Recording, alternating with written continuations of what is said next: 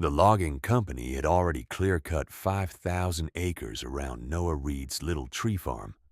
When they finally came for his trees, the machines were waiting.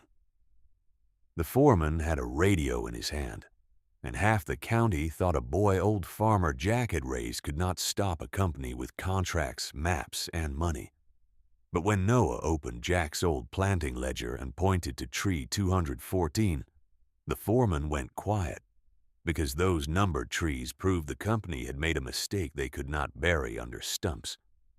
Before the machines came, people called it Jack Mercer's back hill. It was rocky, steep, and thin-soiled. Most farmers would have sold it if anyone offered enough. Jack never did. Noah Reed was 12 when Jack found him behind Miller's feed store, with a paper sack of clothes and a face that had stopped expecting kindness. His mother was gone. His relatives had more excuses than room. Jack only said, "You hungry?" Noah said, "No, sir." His stomach answered louder than he did. Jack nodded toward his pickup. "Then come help me eat supper before it gets cold." That was how Noah became Jack's boy, not by blood. By supper, a clean bed, chores, school clothes, and a place at the table. When spring softened the back hill, Jack handed him a shovel. "What for?" Noah asked. "Trees." "There are already trees." "Not enough of the right ones," Jack said. "Land can grow what you let it grow, or it can grow what you teach it." That evening, Jack opened an old wooden box and took out seed packets, survey notes, nursery receipts, an old deed addendum, and a thick planting ledger. Noah touched it. "What's that?" Jack said. "Memory on paper." The ledger held tree species, boundary marks, county filing numbers, and tag numbers in Jack's careful hand. White pine, red oak, black walnut, stone marker, creek bend, conservation line, tree 214. Jack handed Noah a pencil. "This ledger matches the deed addendum and the conservation filing. One day, somebody might stand in front of a tree and call it timber. And if all you can say is, 'That tree is mine,' a greedy man will ask you to prove it." That spring they planted by water, shade, slope, wind, and soil. After every tree, Jack made Noah write it down. Species, date, row, distance from the stone marker, tag number, condition. Noah hated the writing at first. He liked planting. He liked dirt. He liked setting something alive into the earth. But the ledger felt slow. One afternoon, after he planted 23 seedlings but recorded only 5, Jack closed the ledger. "Noah, a tree without a record is just timber to a greedy man." Noah leaned on the shovel. "That sounds like something you made up to make writing harder." "It is," Jack said, "and it's true." Then Jack placed a small metal tag in Noah's palm. 214. "This one goes on the old pine by the boundary." "Why 214?" "Because that tree marks the first turn in the protected line." "Protected from what?" Jack looked toward the miles of commercial timberland beyond his fence. "From men who count trees faster than they count consequence. If you still believe old farmers know things money men forget, subscribe to Old Farmer Jack Stories." Willow Creek laughed at Jack's Hill for years. At Miller's feed store, men said, "Jack's got that boy numbering sticks now." Another said, "You can't eat a tree tag." Noah heard it. Jack told him, "Arguments are for men without proof. You keep the ledger." So Noah kept it. Every spring they planted. Every summer they checked survival counts. Every fall they replaced loose tags. Every winter they updated the map against the deed line and the old county filing. The ledger grew thick. The boy grew taller. And the hill people called useless began to look like something waiting for its time. By 16, Noah could read a deed, find a survey stake under leaves, and walk the protected boundary without looking at the map. Then came Blackridge Timber.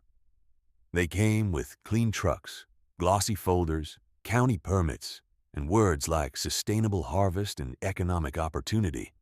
They bought logging rights on thousands of acres surrounding Jack's back hill. Blackridge promised careful work. Then the machines came. Engines before sunrise, chainsaws, backup alarms, metal tracks grinding through mud. Trees that had taken 60 years to grow fell in minutes. Jack was older by then, so Noah walked the boundary every morning. He checked the tags, the stakes, the creek bend, and the stone marker where tree 214 stood tall and dark. That tree had been older than Noah when Jack tagged it. Now it anchored the protected line. Behind it stood the trees Noah and Jack had planted together. It was not a commercial plantation. It was a living record. By the third week, 5,000 acres around Jack's land had become stumps, ruts, slash piles, and raw ground.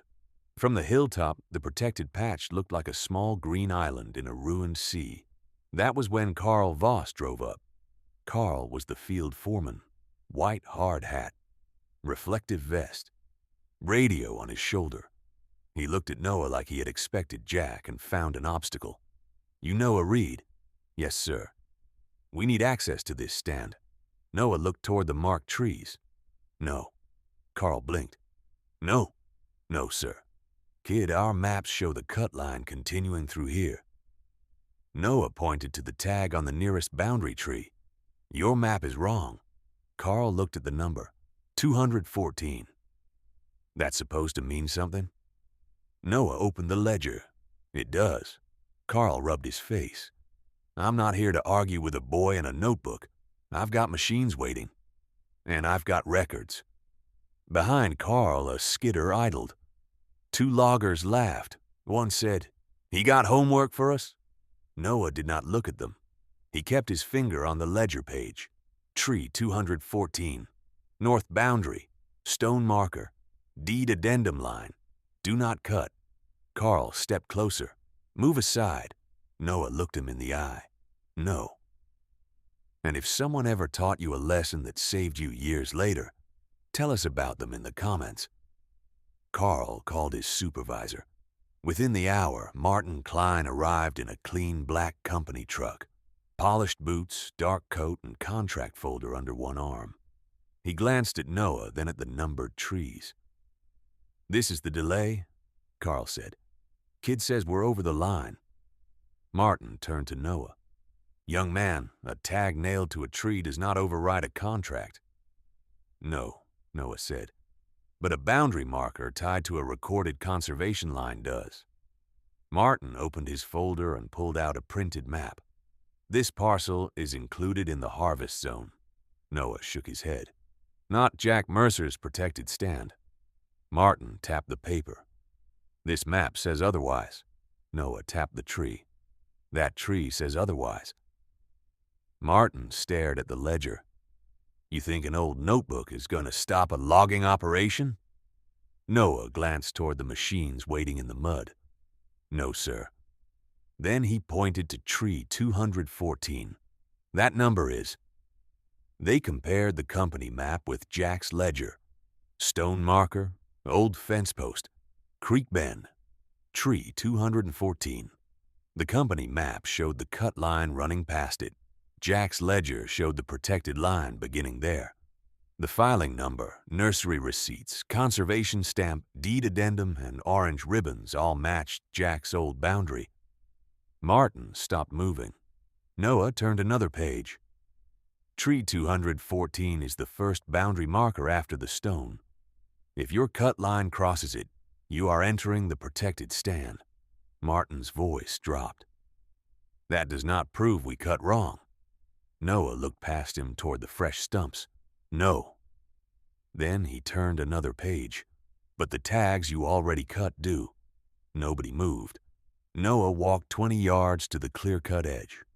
Beside a fresh stump, half buried in mud, was a bent metal tag. 211. Noah picked it up and wiped it clean. This one was inside the protected approach line. He walked to another stump. Tag 212 lay twisted near brush. Then another. 213. Cut.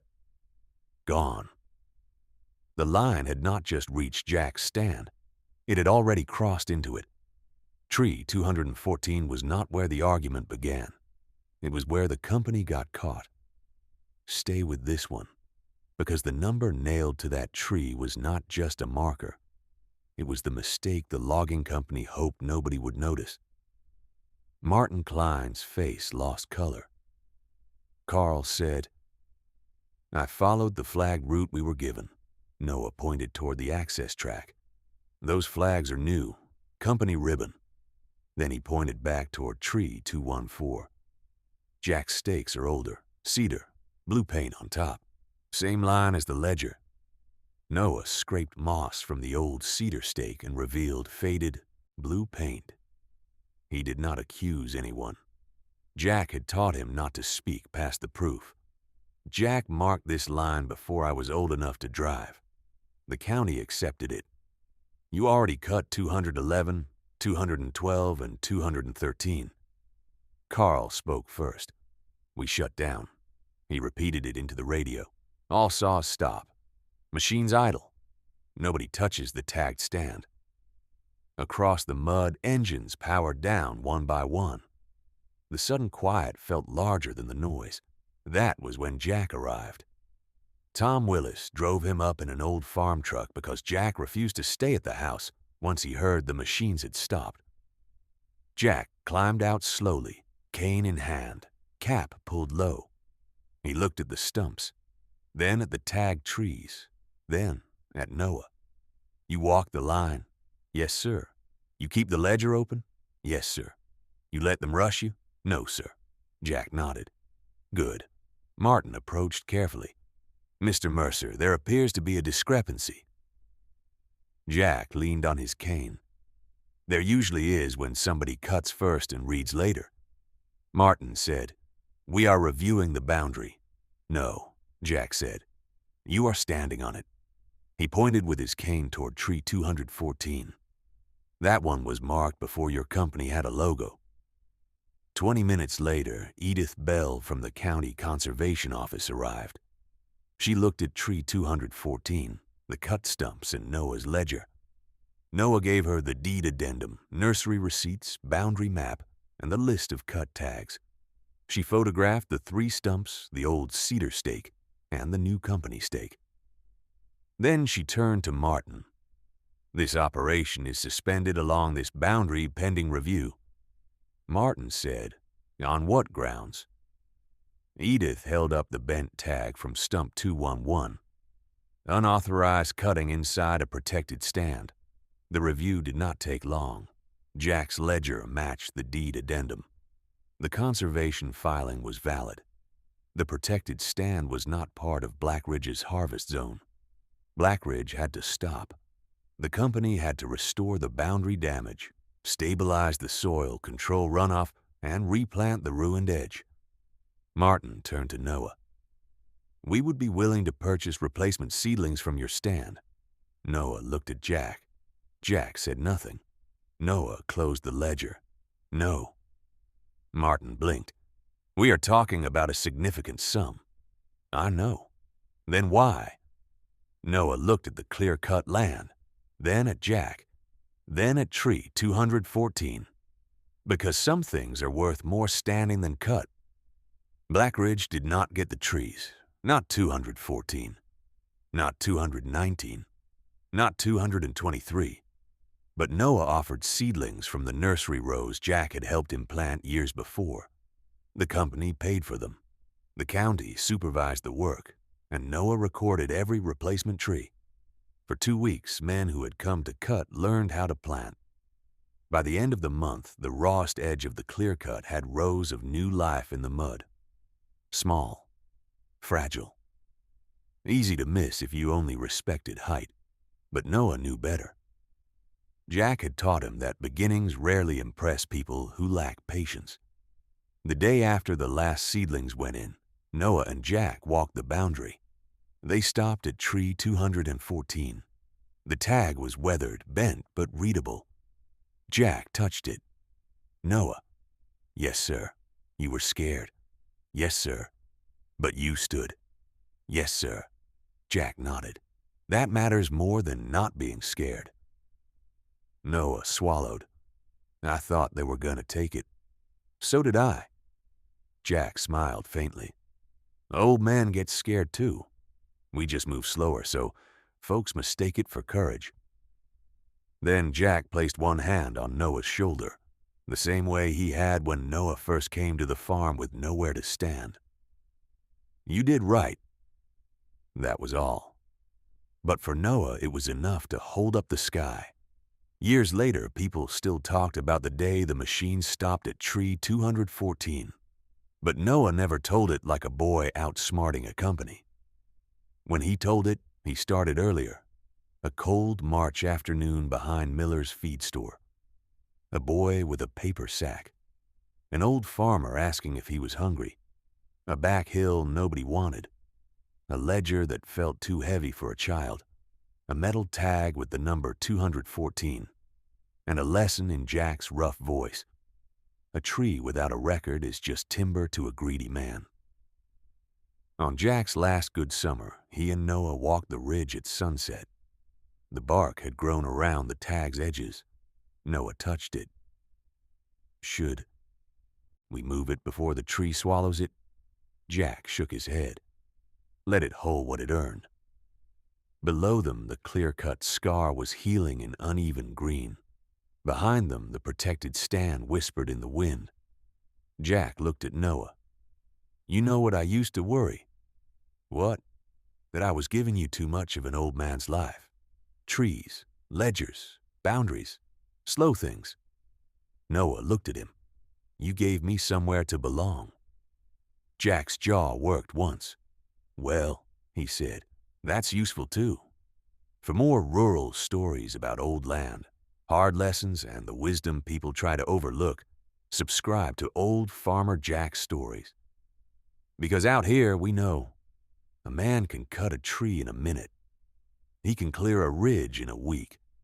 But if one old farmer teaches one forgotten boy how to plant, measure, mark, and remember, even a company full of machines can be stopped by a number nailed to a tree. And sometimes, the smallest tag in the forest proves the land was never theirs to take.